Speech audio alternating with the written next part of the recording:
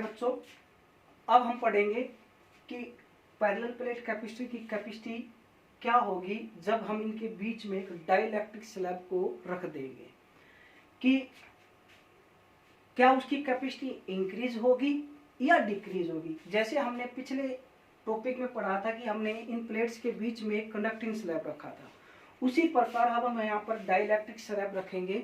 अब और जानेंगे कि इसकी जो कैपेसिटी है वो कितनी होगी। विल इट इंक्रीज और डिक्रीज, क्या वो घटेगी या बढ़ेगी। घटेगी तो कितनी होगी और बढ़ेगी तो कितनी बढ़ेगी। तो फाइनल हमारी क्या कैपेसिटी आएगी वो हम इस टॉपिक में डिस्कस करेंगे। वही चीज हमने एक पैरेलल प्लेट कैपेसिटर ले लिया जिसकी प्लेट्स का एरिया ए है, area A of each plates, दोनों के बीच में प्लेट्स के बीच में डिस्टेंस ले लिया डी। ठीक है जी। अब हमें पता है capacity of a parallel plate capacitor in air और वैक्यूम कितनी आती है, A epsilon naught by D.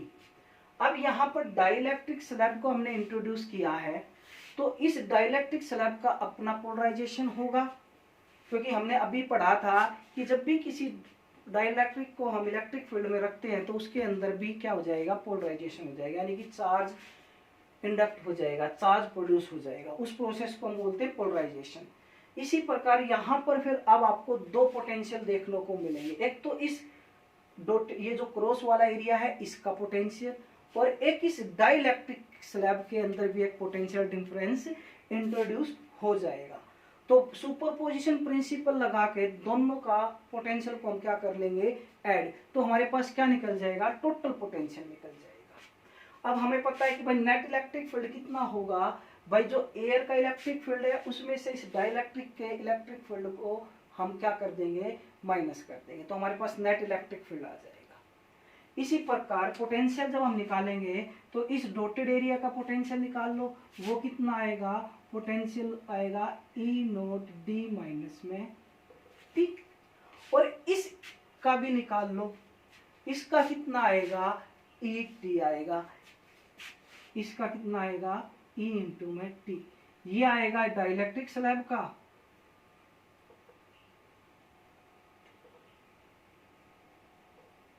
Potential difference between two faces of dielectrics.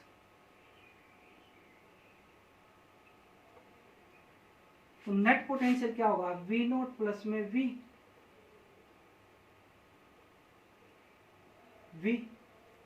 ठीक है जी। तो अब ये निकालेगा ई नोट इंटू में डी माइनस में टी प्लस में ई इंटू में टी। ये आ गया हमारा electric potential, total electric potential of a parallel plate capacitor when a dielectric slab is introduced between the plates। ठीक है जी। अब यहां पर हम क्या निकाल लेंगे, इस E की वैल्यू निकाल लो। E क्या है, electric field of a dielectric slab है, electric field of a dielectric slab.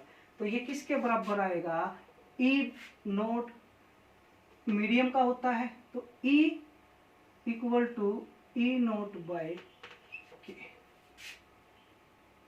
ये आएगा। ये वैल्यू उठा के यहाँ रख दो, तो V किसके बराबर आएगा, ई नोट इंटू में डी माइनस में टी प्लस में ई नोट बाय के इंटू में टी। दोनों में से क्या कॉमन आया, ई नोट कॉमन आया, अंदर क्या बचा, डी माइनस में टी प्लस में टी बाय के। ई नोट की वैल्यू हमें पता है किसके बराबर आती है, sigma by epsilon note. Value रख दो। V किसके बराबर आया बेटा, sigma by epsilon note D minus में टी प्लस में टी बाय के। सिग्मा किसके बराबर होता है, charge per unit area into में एप्सिलॉन नोट डी माइनस में टी प्लस में टी बाय के। ये हमारे पास पोटेंशियल आ गया। अब कैपेसिटेंस का फार्मूला क्या होता है, क्यू बाय वी। तो कैपेसिटेंस किसके बराबर आया, Q divided by Q into में डी माइनस में टी प्लस में टी बाय के, और ऊपर किस में चार्ज चला जाए आपका ए एप्सिलॉन। क्यू से क्या हो डिवाइड, हमारे पास वैल्यू क्या आई, हमारे पास वैल्यू आई बेटा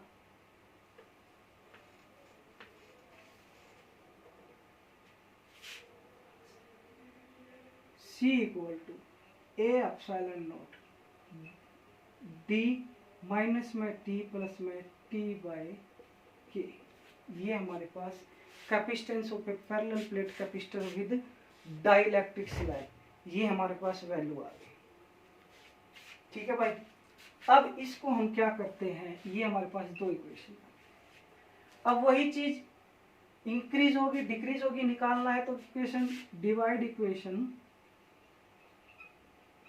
2 बाय इक्वेशन 1 कर दो, तो C बाई सी नोट हमारे पास क्या आएगा, ये इससे कट जाएगा तो क्या आएगा D divided by D minus में T प्लस में T बाई K।